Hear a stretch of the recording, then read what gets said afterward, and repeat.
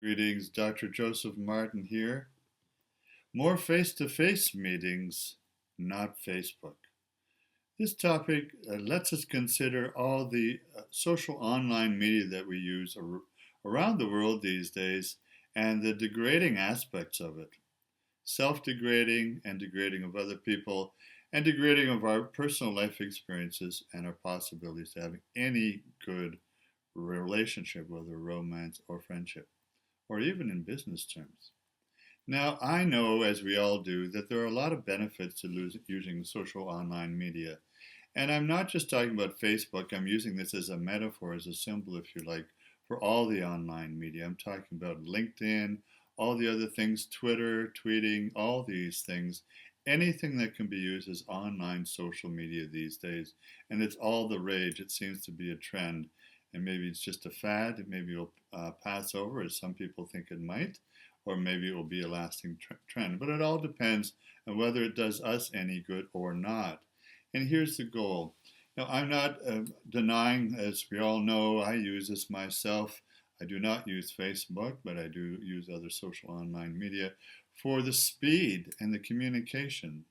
That's a bonus. I can connect with, as we all do, anyone worldwide in any culture or country through social online media, for like YouTube. We're watching that now, obviously. But what does it do? I mean, so yes, it's faster, but is speed the best thing for human beings? I'd like to ask you this question sincerely. You know, often when we speed too much, we crash, right? Which those kinds of accidents can cause death of ourselves and others, and also serious illness, you know. And often when we speed up too much, it's not good for human beings because the heart has its own pace and rhythm, which we know from the lovely music and the rhythm of great music that feeds our soul and our heart. And so if we're speeding too much, maybe it's out of sync with our psyche and our soul and even our mind. It might get our mind too speedy. And what happens then is that we get out of sorts, we get out of balance, Koyaanisqatsi, we say in the Hopi way, and we become a little bit insane or crazy. This video is about how to be sane in an insane society, how to be sincere in a crazy world. And it's important to realize that when the mind speeds up, you're not in the moment now. You're thinking about the future or the past, but you're not being here in the moment now.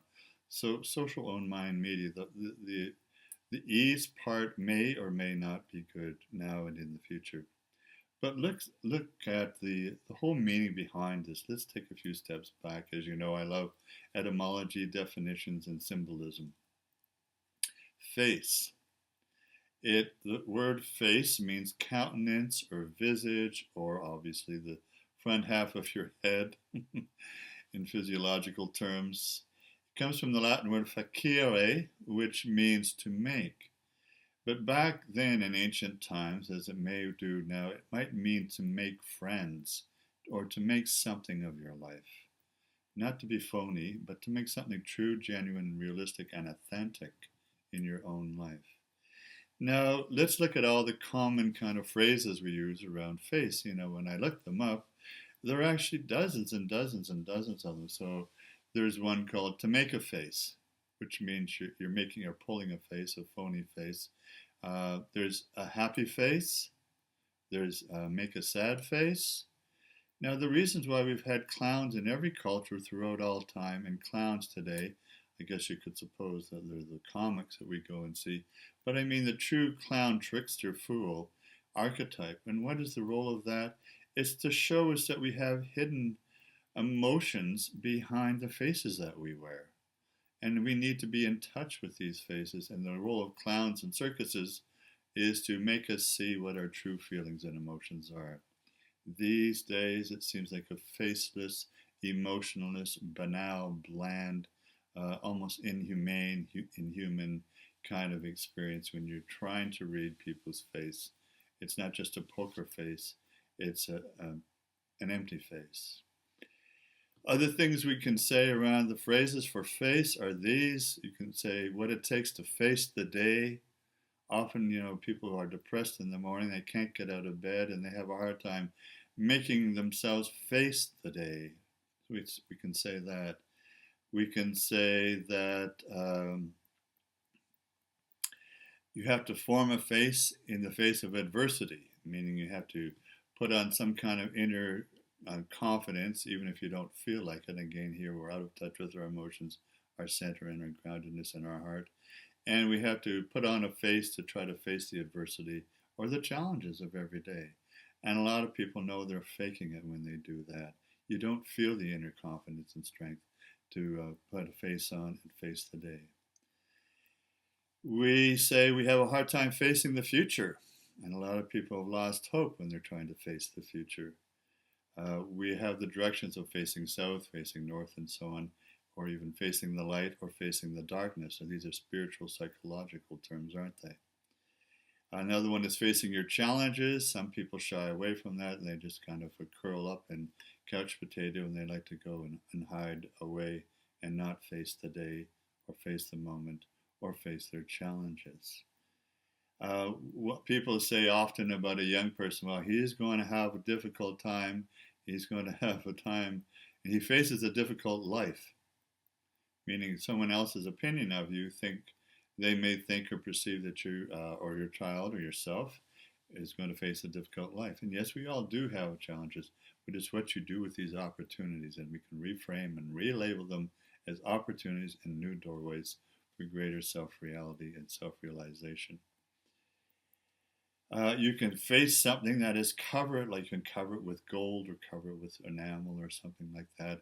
That means, again, covering something up instead of just letting whatever is there shine, trying to impress people by covering it with gold or covering it with a smiley face or so on. We know from psychology that psychopaths and sociopaths are very good at making good faces and presenting a good face in business and in the public. But hidden underneath there is something that is absolutely, unfortunately, ruthless and without any feeling or concern or compassion.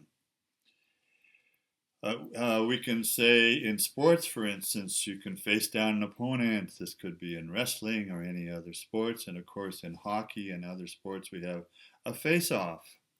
And a face-off is where you have a moment of competition when who gets to get the puck and pass it over to their friends. You can say, you can be saving face. There's a comment where you can say, well, let's face it, which means let's deal with this.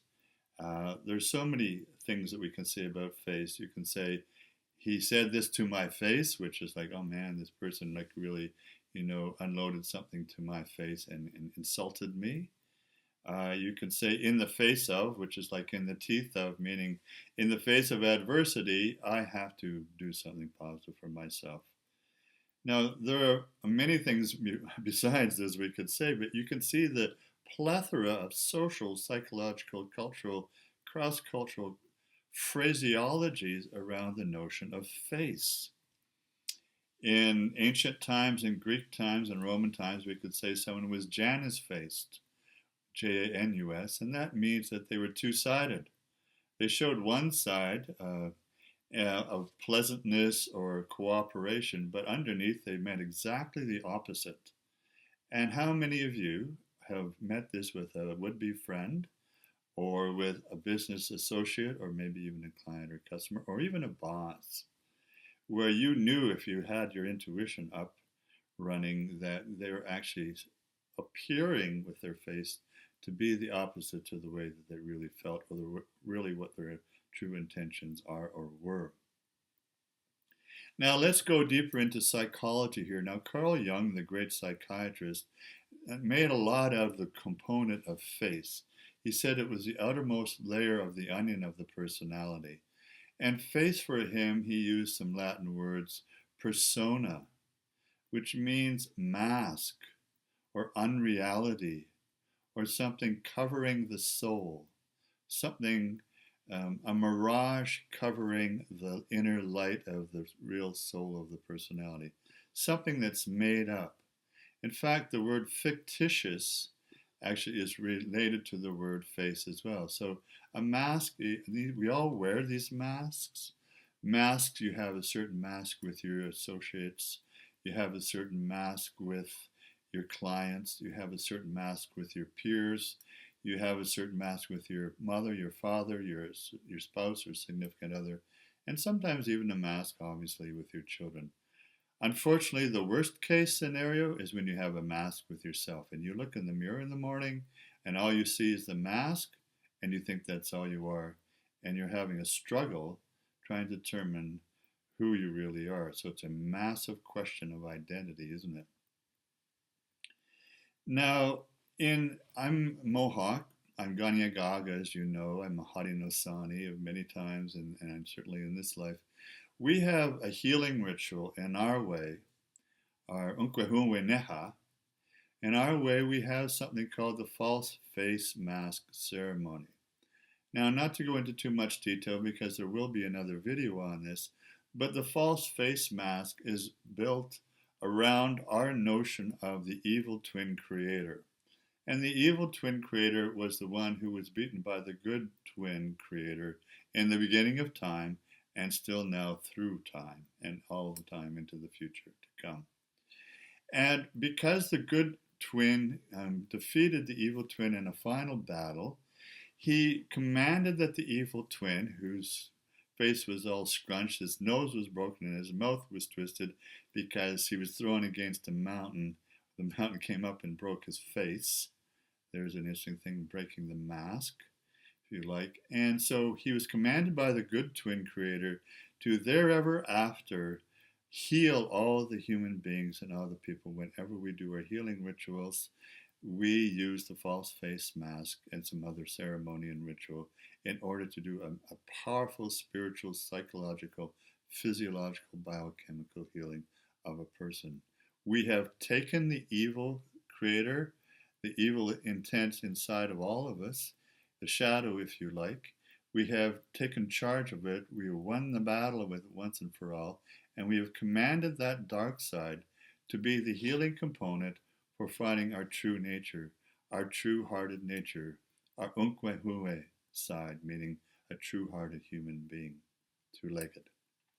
So there's something to think about. Now, but what I want to talk about is an interesting video that a friend of mine sent me, and it's by Shimmy Cohen, a young, I believe he's a millennial, and a group of his cadres who did on YouTube, you can check it out on YouTube, Innovation of Loneliness. Basically, a lot of millennials that I speak with, they understand the shortcomings of social media online. And I'm sure you've thought about some of them too. But here's the biggest one. Shimmy Cohen and his friends who did this YouTube feel that social online media, and again, I'm not just pointing out Facebook, it's all the other ones that people can use for sexting and texting and tweeting and so on, that the cause of loneliness, which we know as a fact, worldwide is the greatest mental health, emotional health issue on the planet is loneliness. And social media causes loneliness. Now, how is this so? Well, it's done this way. You can create an online profile of yourself that's fictitious, it's false, it's full of ego, it's full of trying to impress other people who you are making yourself up to be. You can even use a photo that's not you, or you can have a photo that's 20 years out of date. You can create this virtual online kind of romance with people you've never met, and within 5 minutes, you can fall in love and create a virtual fantasy for creating some kind of friendship and or even relationship and marriage. You've never even met the person. Now remember that 90% of communication, how we understand and take in the truth about another person, has to be face to face. And unless you're face to face with somebody, you may not know what they're really trying to put out, their feelings, their intentions, their inner hidden kind of emotions that you can see on their real face if you're face to face. On FaceTime or any of these other social media sites, you can't see them necessarily. And people can hide, they can lie, they can be deceitful, they can bully, they can be abusive, they could be looking just for sex, they could be pimps, they could be all kinds of things. And they could be looking to take the power away from someone. And often, as you know, worldwide, there's all kinds of social online media that the police in many nations have to find, where people, men and or women, are abusing young children sexually worldwide and in many other ways. Now, that's not really the substance of this. I just want to point out that it does happen worldwide. There's this new movie called Her, which just came out in 2014, where a man falls in love in a virtual romance with a software program. And this is exactly what I'm trying to say. In that movie, it points out that, this guy could be in a relationship, but the truth is he's so lonely, absolutely lonely, that he'll even fall for this ruse, for this charade, for this mirage. Only a human heart can give you what you need as a relationship. No computer or software program will or can ever do that. No robot can do that. Only another human heart that's vulnerable, open, emotional, kind, gentle, listening, and sharing will be able to give you the true human emotional needs that you are and you have. And no social online media can ever replace this, and that's why probably all these social online media will be just fads and gone in however many years or decades hence from this point here now. People will have to go back to their authenticity. They'll have to go back to face meetings, one-on-one, face-to-face, real-time. I don't mean that in a computerized sense. I mean like physically, face-to-face, meet physically in some lovely place in nature, go for a walk together, or just sit and listen to each other and open your hearts, be vulnerable, be open, be emotional, be sharing, be kind, and be listening. And there's no substitute for that. With the social fabric completely broken down now in your community, your culture, and nationwide, there is no center to the social culture now. We know the civilization is over. And there's nothing that's holding us together, and certainly not online fabricated media misidentities that people can put out there now. Don't be fooled by it. Don't be caught up by it. And there's no need for you to do it when you learn to become your own true self. Take off your face masks and go deeper in the onion and the identity of your personality. Go down into the ego, deal with the ego, deal with the shadow. This is all the substance of our online I Am Self-Worth program that you will be able to participate in and enjoy very much for yourselves. So, I'm trying to point out the great paradox here. And the great paradox is we're all so lonely and so hidden. We've got so many masks on, we can't take it off. It's like Darth Vader. It's like the Phantom of the Opera. It's all these images in our entertainment and cultural industry that show us archetypally we're all becoming robots. We're all becoming desiccated, dried up human individuals emotionally and spiritually because we've got so many masks on. It's like, the cosmetic industry, put your face on. That's the comment that women use when they put their face on. But men do it too, known and unknown, conscious and unconscious. We need to start taking these masks off. And if we want to have a happy, full life, we do need to take sincerely the path to inner glory and inner awareness and self-realization by going deeper into yourself. There is no exception for any human being of any time or culture, or age or grade or orientation, gender, race, religion. Every one of us needs to do this and will do this in centuries to come. Why not start now? What is the next step that you can take for yourself? Because remember, the great paradox is this. As we become more and more lonely, we try to make more and more connections online with all these social media. We can only have 150 people in your, psychologists tell us, 150 people in your social group that you can get to know on a personal level. And yet some people have thousands of people on their Facebook or other media links. And what is this really saying? All connection, but no heart.